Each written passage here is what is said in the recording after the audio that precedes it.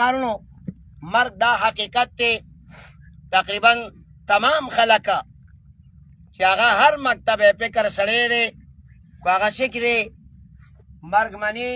خو هغه هندو دی هغه مرګ مني خو هغه کافر دی هغه مرګ مني مسلمان خو هسې مرګ مني او مقبرې ډکې دي زما وروڼو مرګ ته ځان تیارول دي په هر لحاظ باندې ظاهرا هم او باطنا هم ظاهري معامله هم الله سره برابره کا باطني معامله هم الله سره برابره کا قسم درته خورم په زباني جمع خرج ګورې نه کېږي خدای ګو په زباني جمع خرج د قبر مسله ګوره ډېره زیاته سخته ده او سنګینه مسله را روانه ده قسم دی زه تاسو ته دا قسمیه خبره کوم چې کله منګه کتاب ګورو د الله پاک کتاب ګورو د احادیث مبارکه ګورو قسم دی او د قبر حالات راشي د قبر مسلې راشي د قبر احوال راشي عقل پکې کار پرېږدي بیا بنده ته پته نه لګي چې خدایه څه وکړمه دا به څنګه چلي چې دا دونه ویړه دنیا دا پاتې شوه او لاړې دا ځمکې خېټې ته لاړې ورسېدې هغه کوتار څنګه سړی لاندې روانې زما وروڼو دا لوی لوی خلک دې ځمکې لاندې کړل او لاندې یې ورسول ډېر لوی لوی خلک وزیران باچاهان هغه باچاهان په دنیا کې یو څلور باچاهان تیر دي په هغې کې دوه کافران دي او دوه مسلمانان دي یو په کافرو کې بخت نصر یا بخت نصر دی او بل نمرود تیر دی دا په دا مخ د ځمکې باندې په تمامه دنیا باچایي یې کړې ده او انتهایي ظلمونه یې کړي انتها د ظلم نو تاسو نه به یو تپوس کوم او تاسو به تایید کوئ هغه خلک څه شو دې ځمکې راښکل دې ځمکې راښکل زما وروڼو دې ځمکې تېر کړل او دوه باچاهان دا د مسلمانانو نه تېر دي په دا مخ د ځمکې باندې چې یو ته ذوالقرنین باچا وایي شپاړلسمه پاره کې د هغه ذکر سوی یسألونک عن ذی القرنین قل سأتلو علیکم منه ذکرا او دویم سلیمان علیه السلام مبارکو د الله نه سوال وکړه ویا الله رب هب لی ملکا لا ینبغي لاحد من بعدی انک انت الوهاب خدایه داسې باچاهي راله راکړې چې په مخ د ځمکې زما نه وروسته یې بیا څوک ونه کړي زه وایم هغه خلک څه شو ځمکې راښکل د پیغمبر علیه السلام مبارکه پورې دغه سلسله راورسېده پیغمبر علیه السلام چېرته لاړ ځمکې ته لاندې لاړ د الله قانون دی د هر چا لپاره یو مسله را روانه ده یو د پیغمبر علیه السلام نه راواله تر دې وخته پورې د میرزمان کاکا پورې او زموږ نه وروستو بیا تر ورځې د قیامته پورې دا مسله به جاري او سالمه روانه وي زما وروڼو سوچ هم کړی وي چې دلته به څه چل کوو بازار ته چې راځې او سبزي راوړئ پیسې د جیب کې وي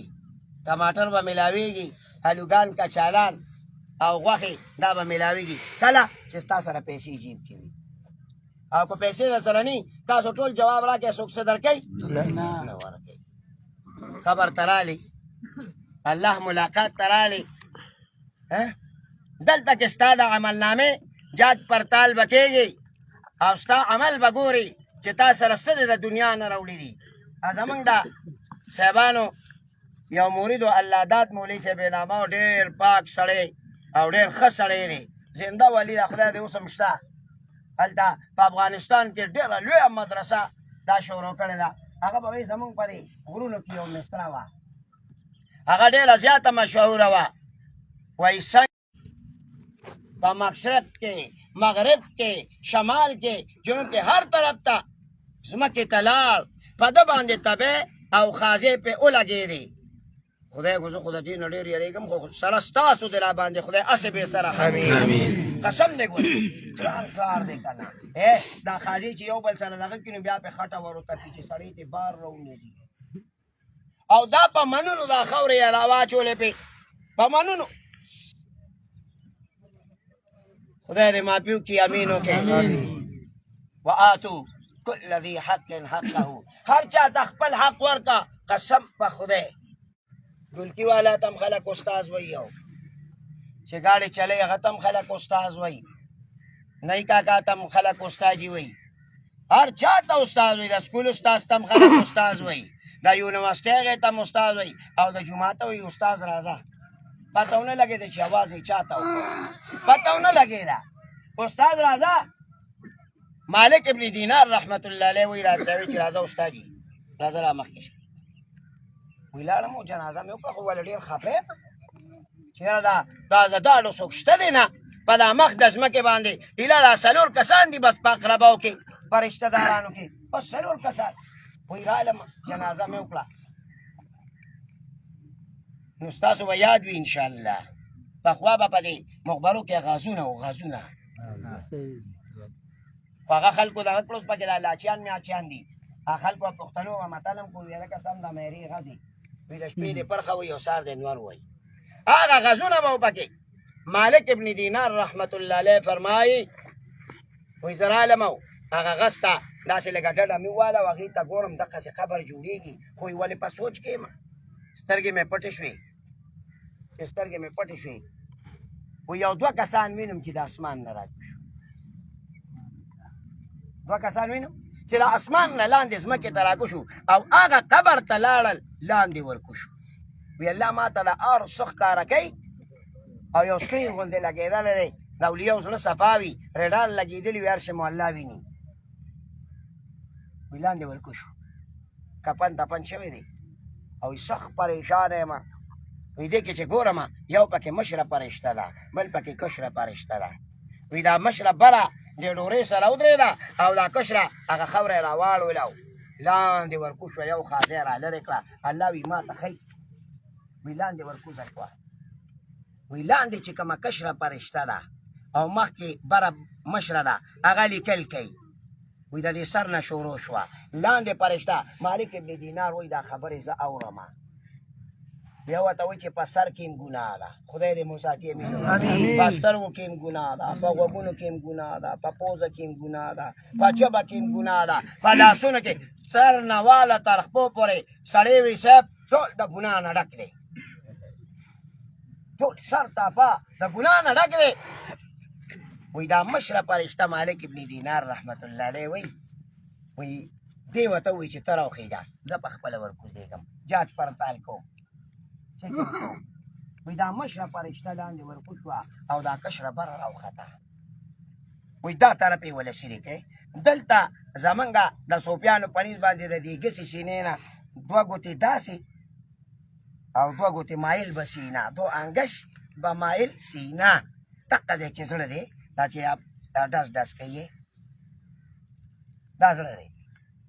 دقه قلب دی هغه ځای وله وسیله او دا زړه یې چې راوویسته چې ویې کته په هغې کې غوټ لیکل شوي ایمان دا ټکې پکې وایي دا مشره پرشته دې بله کشرې پرشتې ته وایي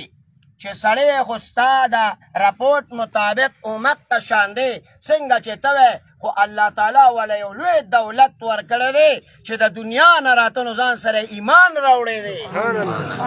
لوی دولت یې راوړی دی نو دا کشره تپوس کوي